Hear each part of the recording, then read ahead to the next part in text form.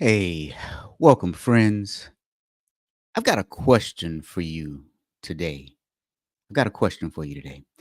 Do you sometimes struggle to find direction in your career? Do you sometimes struggle to find direction in your career? Whether you're new in it and not moving up, or if you're seasoned and stuck. Today, we're going to talk about 5 things that can catapult your career. You ready? Let's go.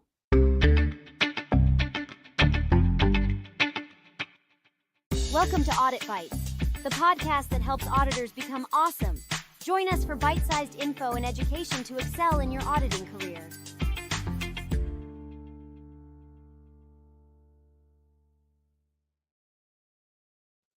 All right, friends. Welcome to episode number 51. You see the title, 5 Things to Catapult Your Career. But first, let me welcome you to the only live podcast where we talk about auditing. You see, it's a place where we help auditors to become awesome. You can catch up on past episodes like Board Governance Gone Wrong and others on your favorite podcasting platforms. That means Spotify, Apple Podcast, Amazon, wherever you listen to your podcast. Do me a favor, go give us a good 5-star review. You can also catch us live on LinkedIn and YouTube. And today, episode number 51, 5 things that will catapult your audit career. But back to the question that I just asked. Anybody else out there, sometimes, occasionally, every once in a while, you struggle to find direction in your career? I think we all do at some point in time, right? Especially when you think about our profession because it is changing rapidly. What an auditor looks like today is vastly different from what an auditor looked like years ago. Today, we're doing data analytics, cybersecurity, visual storytelling, thought leadership, training, you name it. But there's so much potential in our profession. It is a great preparatory career for other industries and other fields. But among all of this excitement, I talk to a lot of auditors daily who are dissatisfied, not necessarily with the profession, but dissatisfied trying to navigate the landscape of our profession. You see, there are a lot of inconsistencies in the expectations for our profession. Let me say that again. There are a lot of inconsistencies with the expectations for our profession. For example, many organizations use the internal audit department to do Sarbanes-Oxley work. According to a recent survey from the Institute of Internal Auditors, some audit departments are spending more than 50% of their time doing Sarbanes-Oxley. And if you've ever heard me talk about that, Sarbanes-Oxley is not internal auditing, not by a long shot. Now, I don't say that to diminish the effect of Sarbanes-Oxley, but it is not internal auditing. So for many of us, navigating the expectations of an internal auditing career can become confusing. Now, on top of that, regulations are changing regularly, swiftly. Many countries are introducing new legislation and regulations for artificial intelligence. The Institute of Internal Auditors is about to release new standards. So everything is always changing. And auditors who can't keep up will most definitely suffer. So there's a lot to navigate in our career, from industry changes to audit changes. It's hard, but it is very important for us to keep up with what's happening in our industry and in our world. So let's talk about a few things that we can do to catapult our career. Let's talk about a few things that we can do to catapult our career. Who's with me? You know what, though? Before we start doing that, for any of our regulars that are listening, You already know what to do. For anyone who's new, we'll tell you in a few moments what you can do to get your name put into a drawing for one of those great I Love Audit mugs. But for you regulars, you already know what to do. Okay, so let's talk about a few things that we can do to catapult our career.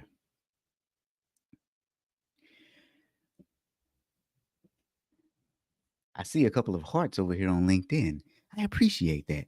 Listen, imagine an auditor as a seasoned explorer navigating a dynamic landscape. To avoid getting lost, you would regularly consult your map so that you can learn about the terrain that you're facing. This kind of commitment ensures that the explorer stays adept at the navigating an ever changing landscape. So now, with auditors, it's similar to us. With the ever changing landscape, we have to keep referring to our map. So, the first thing that you can do to catapult your audit career is have a sense of continuous learning. Learning does not stop after college. It's something that you'll forever do for the rest of your life. So let's talk about that for just one moment. Continuous learning is like having an updated GPS for your auditing journey. It ensures that you're aware of the latest regulations and industry trends.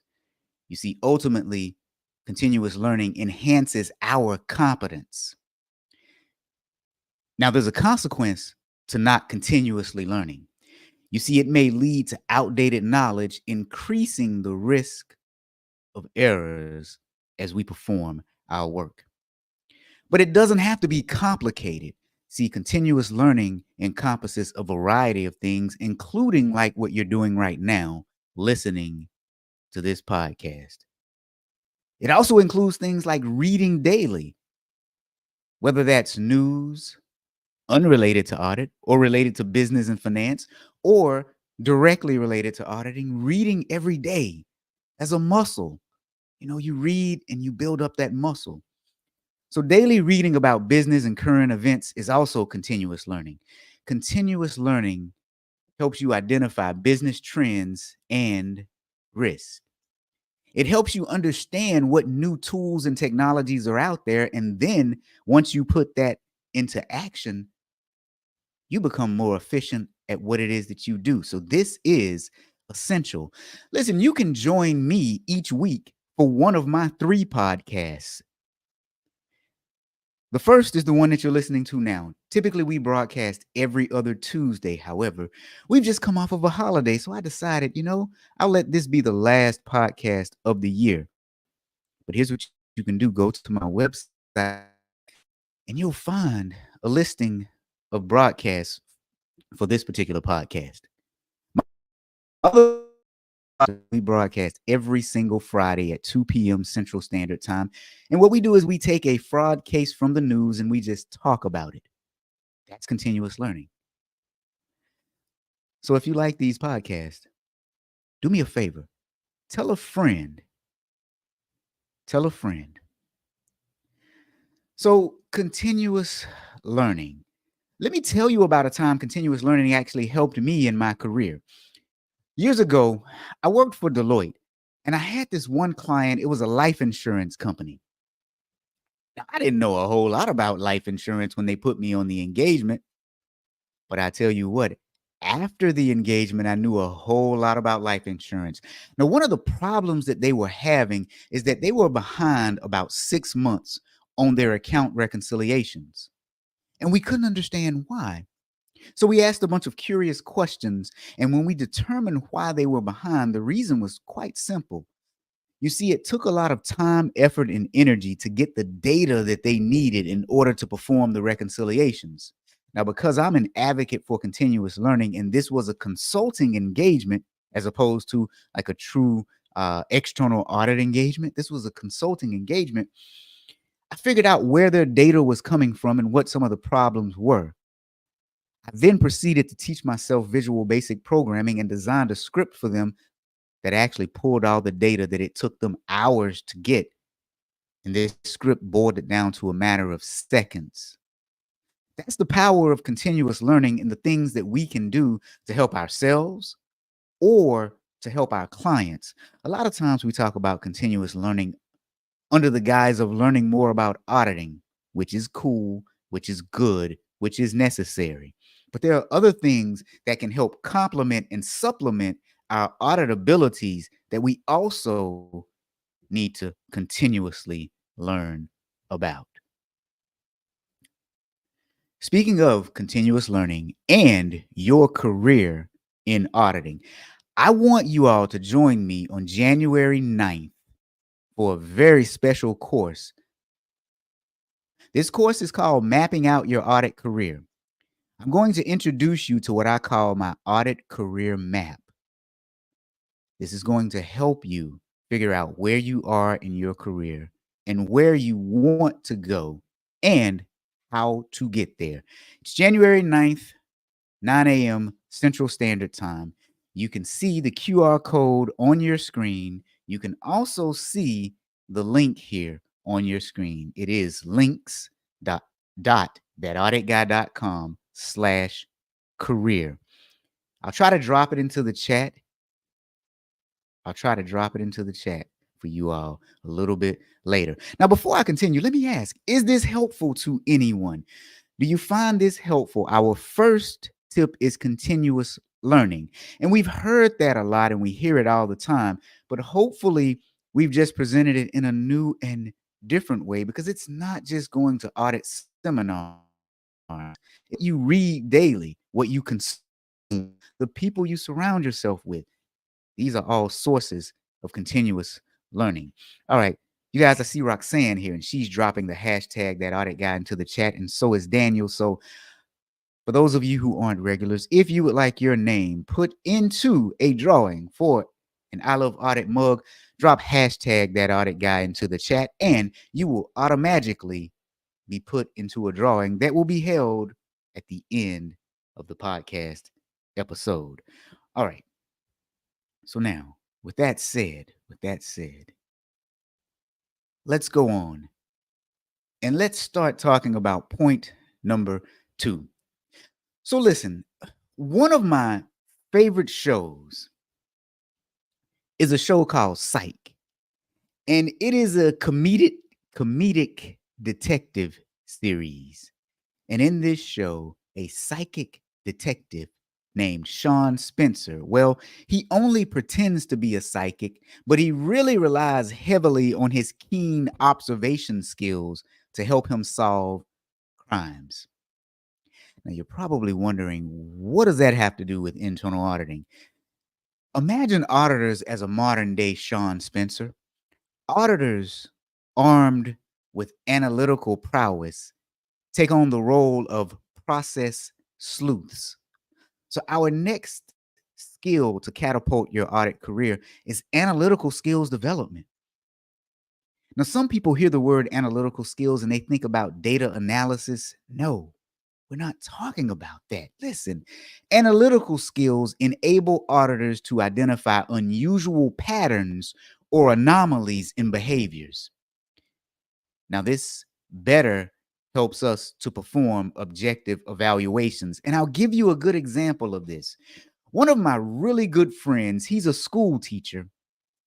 Now, to put it more exact, he's an education administrator for a public school system. One day he asked me to take a look at their expense data because it just didn't seem right to him. Something just felt off. And here's what I found out. You see, teachers every year have a certain amount of money allocated to them for supplies and other classroom expenses. And at the beginning of the year, this money is put into an account for each teacher to draw upon throughout the year. Now, if they don't use that money throughout the year, they lose it. So it's a use it or lose it principle. It's allocated back to a general fund. When I was looking at the data, something struck me as odd. I noticed at the end of every school year, and I do mean like 3 weeks before school was about to end, there was a wave of expenses that occurred. And so I asked him, I said, why are teachers spending all this money at the end of the year? And so he looked at me and he was like, I don't know. And then it occurred to me they were spending it because they didn't want to lose it. However, if there was a mad dash at the end of the year, then obviously they didn't need that much during the year. Now, I know some people are going to argue and say, well, teachers aren't paid enough and teachers deserve this money. Well, all of that may be true, but that's beside the point that we're making here is observing behaviors. The behavior is if you didn't use the money throughout the year, obviously you didn't need it throughout the year. So that particular bucket had too much money allocated to it. Now, if they didn't spend the money and it went back to a general fund, maybe the people doing the budget would have a better sense of how much money they actually needed. And some of that money could have been allocated to raises. So what happens is when you have good analytical skills, you are not clouded by some of the emotions that people bring you that will have you walking in the wrong direction sometimes. Because you could just see the argument, right? Teachers aren't paid enough. Correct. Teachers work hard. Correct. But what does that have to do with the fact that over 90% of the teachers are making 80% of the expenses the last 3 weeks of the school year? You see, having these good analytical skills will help you to catapult your career because you can perform objective assessments, but also you can combat the emotional piece that's going to come because it will, because it's natural, because we're all humans. Well, most of us are, right? Mo- most of us are. So, 5 things that can catapult your career. Continuous learning is the first. Analytical skills is the second. Now, before I go on, I'm going to pause here for just one moment. And I'm going to go to our beautiful audience. And we've got some people on YouTube today. I always love it when people are on YouTube, right? A says the rationalization piece is a part of the fraud triangle. Yeah, it is. And when we have good analytical skills, we can identify that and or combat it when we see it. Okay. So now, let me ask you auditors. Anybody here like to dance? Anybody like to dance? Anybody like the samba or the tango? Anybody have a secret passion for dancing? Now I know what you're thinking. Here's Robert again going off on one of his tangents. And you know what? You might be right. But let's talk about communication for just one more moment. This is the place where auditors and audit clients do a delicate dance. The relationship between auditors and audit clients can definitely be compared to a dance partnership. You see, just like in a dance where two individuals work together to create a beautiful performance, internal auditors and their audit clients collaborate to achieve a common goal. In a dance partnership, trust, communication, and synchronization are extremely critical. Similarly, internal auditors build trust with clients by maintaining confidentiality, objectivity, and professionalism. You see, we communicate effectively and understand the needs of our client expectations, just as a dancer would communicate through body language and cues to ensure that there's seamless coordination. And this is why soft skills are very important for internal auditors. It's not only what's said, but it's also what's seen. So just as dancers rely on each other's strengths to support one another, in their weaknesses, internal auditors work closely with our clients to assess areas, identify areas of improvement, and to mitigate risk. We provide valuable insights through our recommendations. So ultimately, both the dance partnership and the internal audit relationship thrives on mutual respect, cooperation, and a commitment to achieving shared excellence. And if you think about it like this, our audit process is a conversation, and the audit results, whether good, bad, or indifferent, well, that's the message within the conversation that we're communicating to people. But what we don't want to happen is for our message to get lost in translation. And so this brings us to our next critical skill to catapult your career, and that's effective communication skills. That is 100% effective communication skills. If you don't know how to clearly articulate a point, it does not matter how good you are at data analytics. It does not matter how good your work papers are. It does not matter how good your audit report is. You will be ineffective when it comes to dealing with your audit clients. So, what we have to do is learn how to dance that delicate dance with our audit clients. Effective communication is your language bridge, connecting auditors and clients in a harmonious dialogue. If you ever noticed, my specialties in my training company is communication skills. And I believe that as many times as you see me on podcast and as much as you read my writing, that is proof positive that I am an effective communicator. As a matter of fact, I attribute that to much of the success that I've had in my career. So now, with that said, if you'd like to brush up on your communication skills or learn some new things, go to my website, pick out some courses, call me up, invite me to your local IIA chapter or to your company, or look out soon for more on-demand courses coming on my website, thatauditguy.com. So now, as we move to the next critical skill to catapult your audit career, I'm going to ask you all, what in the world is your favorite dessert?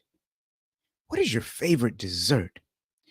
Now, I know I'm going to get a couple of emails from people again saying, I thought you had gone crazy when you started asking us about desserts, but then you kind of brought it back home. I actually get emails like that where people say, I didn't know where you were going with it, but you really brought that back home really nicely.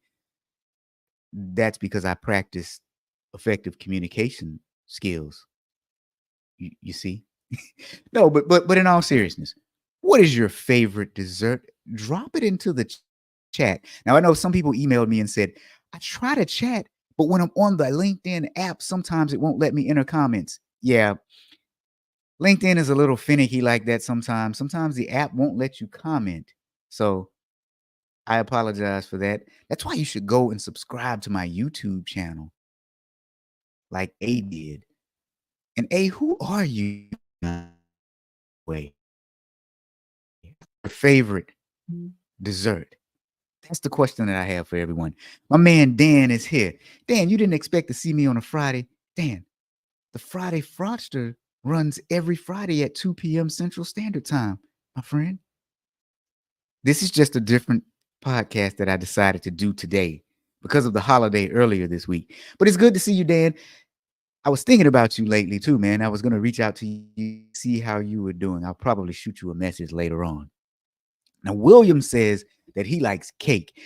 William, any specific kind of cake? Come on, man. For me, I like chocolate cake.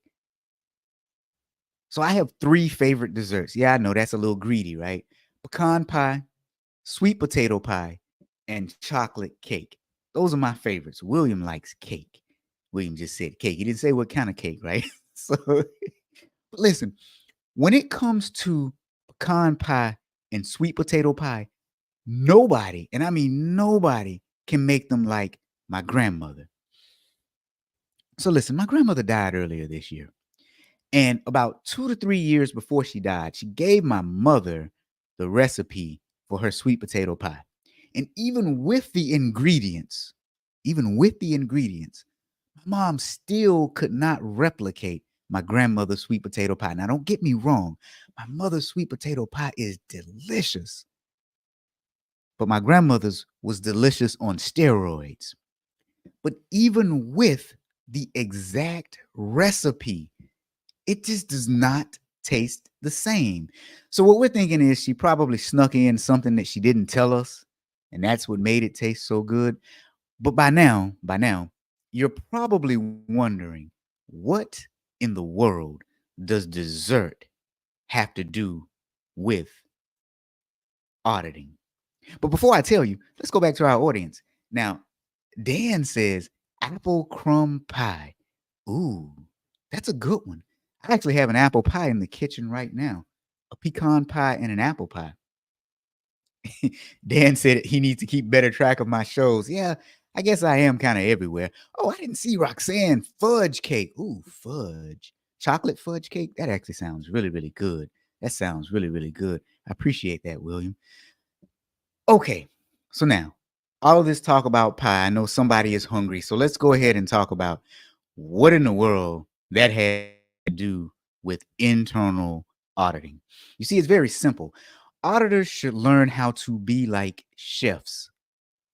Chefs understand the art of cooking, but many have a specialty that they are known for. So envision an auditor as a chef who specializes in a unique cuisine. By delving deep into a niche area, the chef becomes an expert, offering specialized dishes that stand out in the culinary landscape. Similarly, the auditor might specialize in cybersecurity audits, compliance audits, etc., providing unique and highly valued services. Now, I know some of you are probably thinking, wait a minute, but I'm the guy who always says you have to know a little bit about a lot of different things to be an auditor. And this, my friends, is very much so true.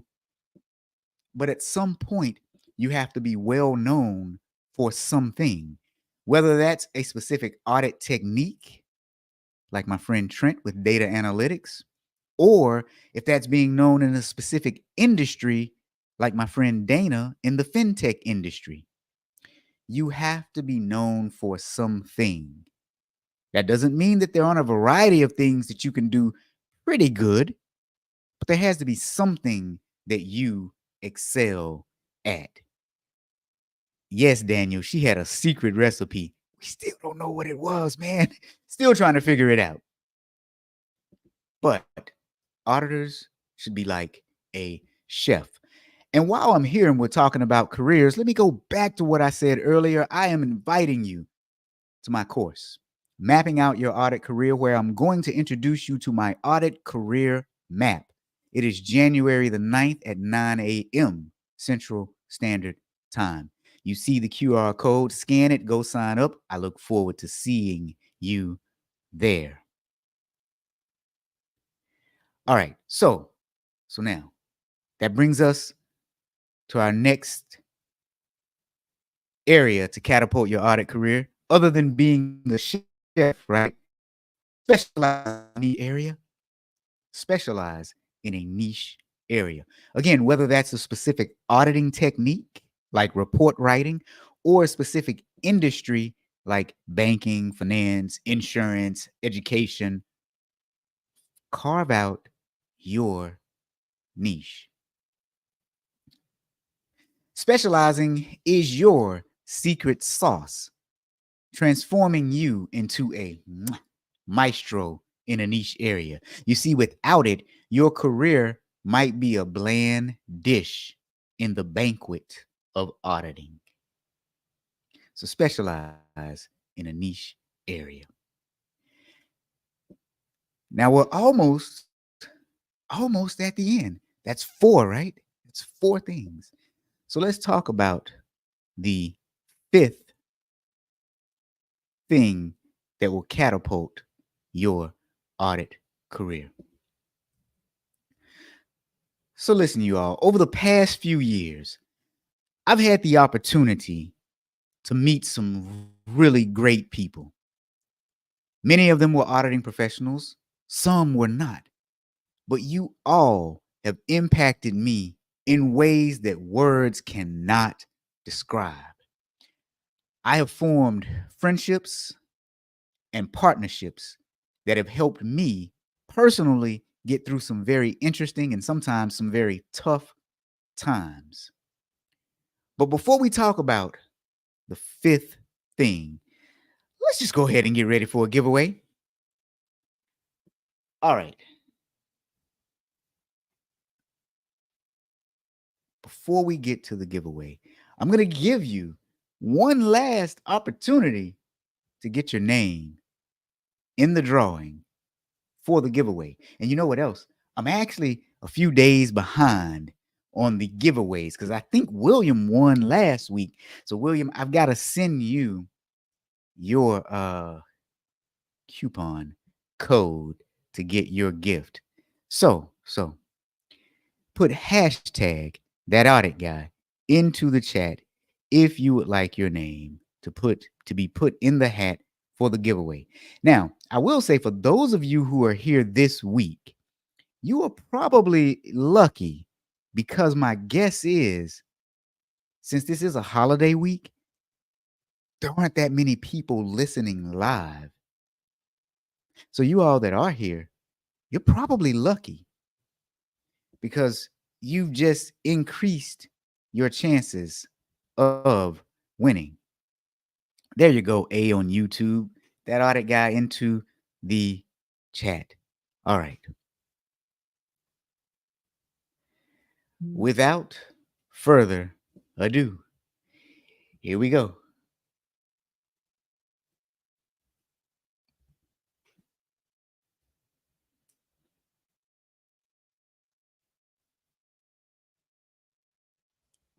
A on YouTube.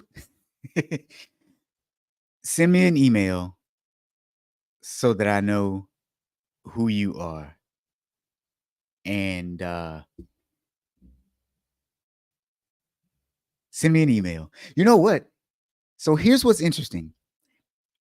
I just kicked off the survey and hit the winner. And there were 4 people who actually added their name to the list. So here's what we're going to do since it's holidays. We're actually going to draw.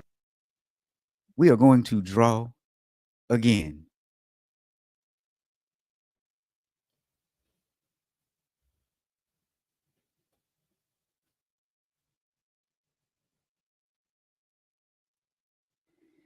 Mika Reed Taylor, send me a message. If you're on LinkedIn, connect with me on LinkedIn. Send me a message on LinkedIn. If you're not on LinkedIn, why? All right, will do. Happy holidays to Robert and your family and all of those on the call. Hassam. Oh, what's going on, Hassam? Yeah, sometimes you show up LinkedIn user, and so sometimes I don't see who you are. So I'm glad you put your name on there this time. Okay. So now, let's get ready for our last point today. Let's get ready for our last point today on things that can catapult your audit career. Before I go there, let me ask you all a question. Is this helpful to you? If it's helpful, drop a yes for me into the chat. If it's really helpful, here's what I want you to do. Send this podcast to a friend. Again, we're on Apple, Spotify, YouTube. send this podcast to a friend who you think could benefit from it. Can you do that for me? Okay, so let's recap things that will catapult your audit career. Now, this is interesting.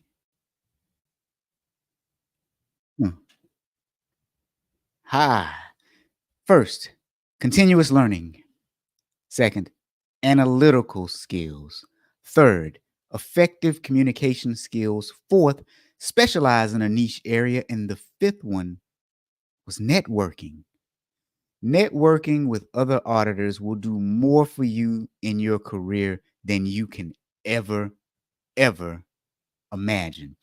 You see, networking is your vibrant marketplace connecting you to a bustling city of knowledge and opportunities. Now, let me explain to you what I mean by that. So, listen, I've been around for quite some time. I got my first audit job in 1997, but don't hold that against me. My second audit job I got because I filled out an application, and that was with Deloitte. After that, the next 2 to 3 jobs that I got was simply because I knew someone and they picked up the phone one day and called me and said, "Listen, I've got a job and I want you to come and work for me in that role." Then I got another by filling out an application, but then the next job that I got was actually through a referral. I got a phone call one day sitting at my desk and someone said, "Listen, we got a job opening and we really want you to fill it." After I started my company, a lot of the clients that I get are because of referrals, because of networking with other people. So never ever underestimate the power of networking. And speaking of networking, here's my ask of you all again. If you like the way that I present things, if you like this podcast, then you'll love my training. If you've ever seen me on a virtual or a live training, let the other people know in the chat so that they can understand whether I'm good or bad or not. But if you like this style, the interaction, the engagement, tell your local IIA chapter. Have them reach out to me. Tell your company. Because if you have at least about 8 to 10 or more auditors, it's probably more efficient and cost effective for you all to simply bring me in to help you meet your CPE hours than to spread everyone out going to things that they may not get any value from. So that is one of my asks of you all. Now, my other ask is that, listen, join me on January the 9th, 9 a.m., Mapping Out Your Audit Career. That is my new course on January the 9th. All right, so what I really want to say now is thank you all for joining me on this episode of Audit, things that will catapult your audit career. And some of you are saying, yes, you found it helpful. Daniel is saying definitely helpful and linked some of my friends. Yes. All right. I like that enthusiasm. And William is saying, yes, it is very much so helpful. I appreciate that because honestly, I don't want to do anything that's not helpful to you all and to our audit community as a whole. So, as I always say, thank you for joining me.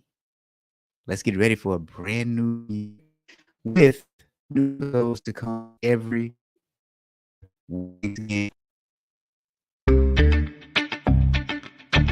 Thank you for watching this episode of Audit Bites. Thank you for watching this episode of Audit Bites. If you receive value from this podcast, do us a favor. First, tell other auditors. Second, give us a 5-star review. And finally, talk to Robert about training your auditors. Our contact information is on our website, www.thatauditguy.com. It's also where you will find our course catalog, on-demand courses, a kick-butt blog, other podcasts, Robert's best-selling books, and last but not least, audit merch. That's right, we have audit hats, shirts, mugs, and more. Thanks for watching and listening. See you next episode.